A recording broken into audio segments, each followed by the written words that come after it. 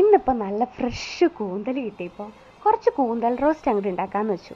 വൃത്തിയാക്കിയ കൂന്തൽ അഥവാ കണവയിലേക്ക് 2 സ്പൂൺ കാശ്മീരി മുളക് പൊടി, 1/2 സ്പൂൺ മഞ്ഞൾപ്പൊടി, 1 സ്പൂൺ ഗരം മസാലപ്പൊടി, 1/4 സ്പൂൺ ഉപ്പ്, 1/2 സ്പൂൺ ക്രഷ് ചെയ്ത പെപ്പർ, 1 സ്പൂൺ മല്ലിപ്പൊടി, 1 സ്പൂൺ ഓയിലും കൂടെ ചേർത്ത് നന്നായി മസാല പിടിപ്പിച്ച് മാറ്റി വയ്ക്കാം.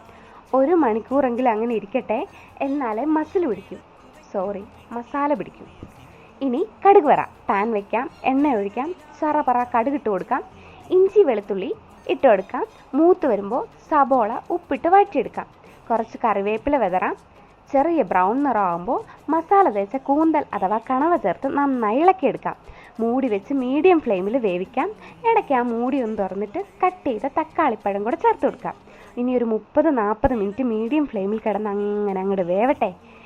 എണ്ണ തെളിഞ്ഞ ആ മണം ഉണ്ടല്ലോ, ഒരു പ്ലേറ്റ് ചോറ്